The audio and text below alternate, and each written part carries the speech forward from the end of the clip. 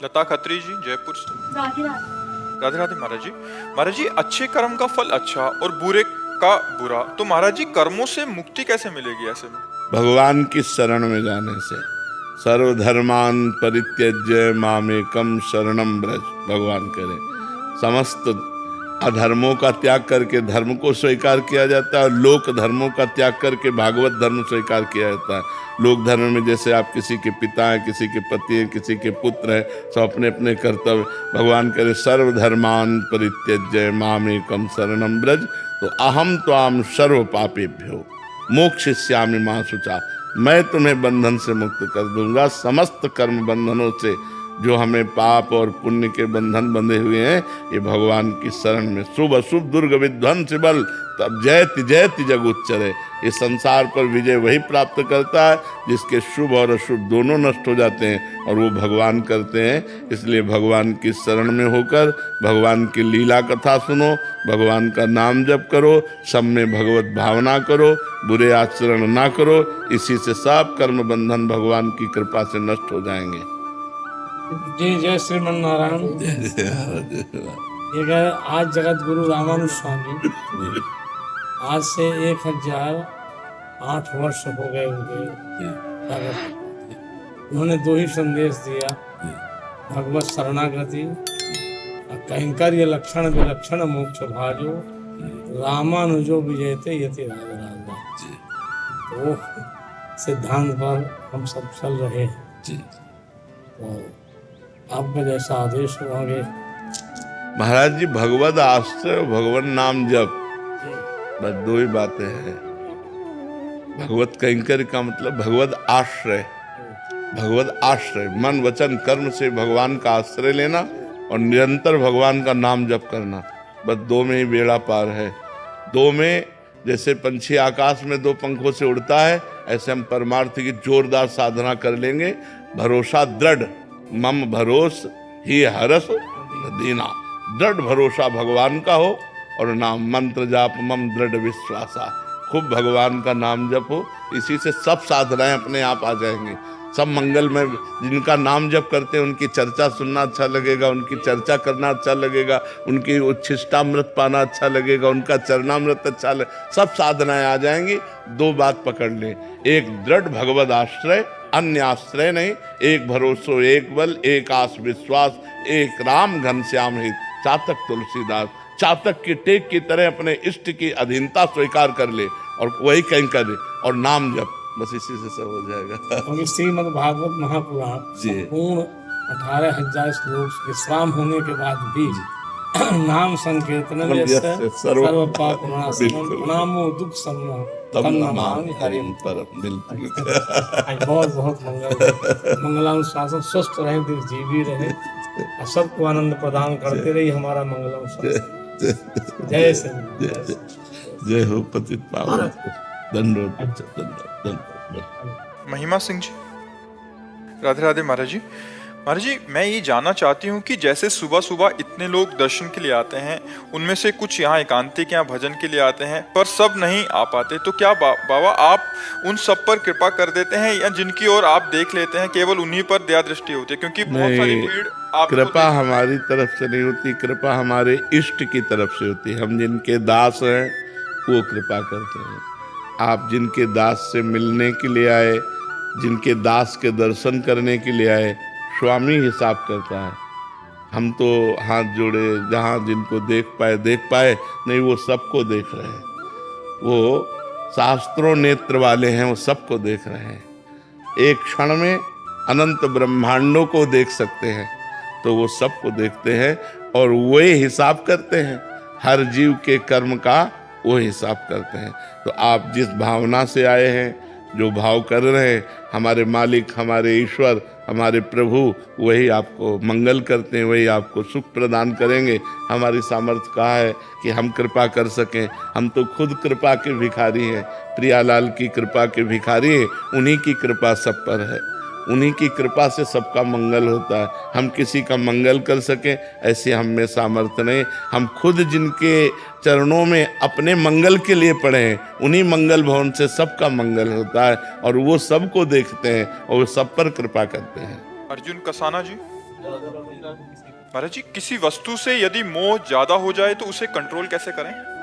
भगवान से प्रार्थना करने पर। जब हम कहीं आसक्त हो जाते हैं किसी वस्तु, व्यक्ति, व्यसन, स्थान, तो हमें सामर्थ्य की जरूरत होती है। तो भगवान से प्रार्थना करें कि हमारी बुद्धि में ऐसा ज्ञान प्रदान करें जिससे हम मोहासक्त चित्त को, बुद्धि को हटा सकें और आप में लगा सकें। इसलिए नाम जप करें और भगवान से प्रार्थना करें।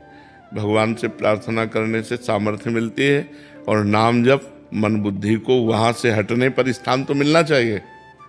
हम कोई वस्तु अगर इससे अपना मन हटाना चाहते हैं तो लगाएं कहाँ? अगर इस वस्तु से हटा इस वस्तु में, तो बात तो बराबर हो गई। तो वस्तु, व्यक्ति, स्थान से हटाकर भगवान के नाम में लगाएं और हटाने के सामर्थ्य भगवान से मांगें। भगवान विवेक दे देंगे, ज्ञान दे देंगे, वो बड़े कृपालु हैं। प्रार्थना कीजिए और नाम जप कीजिए, दो काम कीजिए जिससे हमारा मोहाशक्त चित्त या मन या बुद्धि भगवान में लगकर परम आनंदमय हो जाए। नहीं तो ये मोह ही बार बार जन्म मरण का चक्र बुनता रहता है।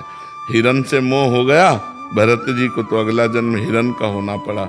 इसलिए अगर हमारा जिस व्यक्ति, वस्तु, स्थान से मोह हो जाएगा वो हमारे नए जन्म का हेतु बन जाएगा। जैसे मकान से मोह हो जाए तो छिपकली बनना पड़ेगा, उसी मकान में चिपके घूमो। धन से मोह हो जाएगा, सर्प बनना पड़ेगा। स्त्री से मोह हो जाएगा, स्त्री बनना पड़ेगा। हमारा जहाँ मोह हो जाएगा अंतिम समय जो चिंतन होगा वही हमें मिले। इसलिए हम भगवान से प्यार करें, भगवान का नाम जप करें, भगवान से प्रार्थना करें कि हमारा मन संसार में ना आसक्त होकर आप में आसक्त हो। शुभम जी। श्री हरिवंश। श्री हरिवंश महाराज जी, कुछ दिन तो दिनचर्या सही चलती है पर आलस्य व प्रमाद के कारण एक तार नहीं चल पाती। दिनचर्या कभी ना टूटे महाराज जी, इसके लिए क्या करना होता है? ब्रह्मचर्य की कमी और आहार की अशुद्धि, इन दो से दिनचर्या पे फर्क पड़ता है, अन्यथा नहीं पड़ता। महाराज जी, जैसे पिताजी का कार्य कहीं बाहर जाते हैं तो उनके साथ चले जाते हैं, तो उस हिसाब से कभी लेट आना होता है तो फिर लेट सोना होता है, तो उस वजह से आहार अगर पवित्र रहेगा ना तो हम लोग जैसे रात भर भी नहीं सोते तो अपनी दिनचर्या में कमी नहीं होगी। ब्रह्मचर्य की अगर वृत्ति ठीक है और आहार शुद्ध है तो सोना ना सोना उसमें कोई फर्क नहीं पड़ता। दिन में घंटा भर सो लिए तो रात्रि की अपनी दिनचर्या पूरी कर ली। जैसे महाराज जी, पिताजी का कार्य ऐसा है कि कभी 3 बजे आते हैं, कभी 1 बजे, या कभी सुबह का कार्य होता है तो जल्दी तो हमें अपनी दिनचर्या पे फर्क नहीं पड़ना चाहिए। 3 बजे आए, हम 6 घंटे सो लिए, 6 घंटे सो लिए, 6 घंटा सोना होता ना। 9 बजे उठे, अब हमारा 9 बजे से प्रातःकालीन दिनचर्या शुरू हो जाएगी। फिर महाराज जी वो मन पूरा कह देता है कि वाह चलो अब तो आज तो काम करके आए हैं, आज थोड़ा नहीं, यही मन को ठीक करने के लिए ब्रह्मचर्य और भोजन, हमारी बात पर ध्यान दीजिए। ब्रह्मचर्य और आहार शुद्ध है तो आपकी दिनचर्या ठीक चलती रहेगी, और ब्रह्मचर्य ठीक नहीं, आहार शुद्ध नहीं तो प्रमाद स्थिति आ जाएगी और आपकी दिनचर्या बाधित हो जाएगी। शिल्पा शर्मा जी, उज्जैन से। राधे राधे महाराज जी। महाराज जी, नए साधक की ऐसी क्या दिनचर्या होनी चाहिए जिससे ग्रस्त कार्य के साथ साथ भक्ति के मार्ग पर भी चल सकें, जिससे भक्ति में कोई बाधा? पहली बात नाम को पकड़े, नाम को। दूसरी बात व्यभिचार को त्यागे। अगर पराई माता बहनों की तरह या पराई पुरुष की तरफ गंदी दृष्टि है और आप गृहस्थी में हैं और गंदे आचरण करते हैं तो भूल जाओ कि आप अध्यात्म में चल पाओगे। पापवंत कर सहज सुभाऊ, भजन मोर ते भाव न काऊ, जो पै दुष्ट हृदय सोई होई, मोरे सन्मुख आव किसोई। अगर आप गंदे आचरण करोगे, पाप आचरण करोगे तो भगवान का भजन नहीं बनेगा। बातें भले भगवान की कर लो, आप भगवान के मार्ग में नहीं चल सकते। तो पहले हमको चाहिए कि नाम जप करके, नाम जप के प्रभाव से पापाचरण का त्याग करें। जो अधर्म आचरण है, जो पाप आचरण है, उनका त्याग करें और नाम जप करें। और जो हमें कर्तव्य मिला है वो भगवान की पूजा मान करके करें तो गृहस्थी में रहते हुए भी भगवान की प्राप्ति हो जाएगी। गृहस्थी में रहकर जो पापाचरण होते हैं उनके कारण फिर भगवत प्राप्ति में बाधा पड़ जाती है। और गृहस्थी में नाना प्रकार के कार्य होते हैं, इसलिए हमारा मन उसमें बटता है तो भगवान का भजन नहीं होता। और गृहस्थी में धन की विशेष आवश्यकता होती है, इसलिए लोभ बढ़ जाने के कारण हम कुछ ऐसे कर्म कर बैठते हैं जो नहीं करने चाहिए। इन्हीं के कारण भगवान की कृपा से हम वंचित रह जाते हैं। नहीं, गृहस्थ धर्म सबसे बड़ा धर्म है। देखो, विरक्त जैसे अपने लोग हैं ना, पैदा कहाँ हुए? गृहस्थों के यहाँ ही तो पैदा हुए, आकाश से थोड़ी पैदा हुए। गृहस्थ धर्मावलंबी किसी न किसी गृहस्थ से, हमारे माता पिता गृहस्थ ही तो थे। अच्छा, हमारे वस्त्र कहाँ से मिल रहे हैं? गृहस्थों से। हमारा भोजन कहाँ से चल रहा है? गृहस्थों से। गृहस्थ आश्रम पशु पक्षी विरक्त सबका पोषण करते हुए अगर वो भजन कर रहा है तो बहुत जल्दी भगवत कृपा।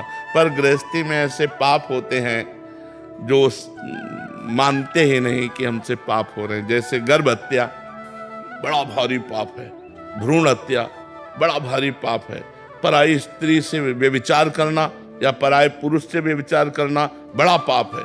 पतिवंचक पर पति रति करई, रौ रौ नरक कल्प सत परई। 100 कल्प तक रौरव नरक में उस स्त्री को जाना होता है जो अपने पति का त्याग करके दूसरे पुरुष, मतलब पति को धोखा देकर दूसरे पुरुष से संभोग करती, या जो अपनी पत्नी को धोखा देकर दूसरी स्त्री से संभोग। तो ये कुछ जो गलतियां हैं, अगर हम इन गलतियों को सुधार लें और नाम जप करें और अपने कर्तव्य को ही पूजा समझें, तो अलग से अगरबत्ती न जलाओ, अलग से आप आरती धूप बत्ती न करो, तो भी भगवान की प्रसन्नता आपको प्राप्त हो जाएगी। तुम नाम जप करो और पापाचरण का त्याग करो, तो नए साधक क्या, सबका जीवन मंगलमय हो जाएगा। प्रशांत कुमार जी। राधे राधे महाराज जी। महाराज जी, जब हमारा मन विचलित होता है व्यापार या पारिवारिक या अन्य कारणों से, तो हम अपने पास गंगा जी के शमशान घाट पर जाते हैं और वहां चिताओं को जलते देखते हैं, तो मन शांत हो जाता है। महाराज जी, ऐसा क्यों? क्योंकि उस समय वैराग्य होता है। हमारी बुद्धि जब देखती कि अंतिम निर्णय ये है, तब लगता है सब बेकार है यार। अंतिम निर्णय जब देखते हैं, इसी से तो महात्मा बुद्ध जी को वैराग्य हुआ था। जब उन्होंने देखा 100 तो उसको रुकवाया और कहा ये क्या है? बोले ये मनुष्य ही है, इसकी अंतिम दशाएं होती है। बोले जब अंतिम दशाएं होती तो अपना जीवन बर्बाद क्यों करे, परमात्मा की प्राप्ति में लगाए। तो फिर उन्होंने संन्यास लेकर के भगवान के चिंतन के प्रभाव से ब्रह्मबोध संपन्न महापुरुष हो गए। तो ये शांति मिलती है, ऐसा चिंतन करने से वैराग्य बढ़ता है, तो वैराग्य ही शांति मिलती है। त्यागात् शांत्यनंतरम, जब हम विषयों का चिंतन त्याग देते हैं थोड़ी देर के लिए ही सही, तो हमें शांति मिलती है। जैसे हम शयन में, नींद में जो हमें सुख मिलता है ना, वो विषय चिंतन त्याग का होता है। कोई चिंतन नहीं होता, गाढ़ सो गए तो हमारी इंद्रियां फ्रेश हो गई, हमको एक नई ताकत मिली।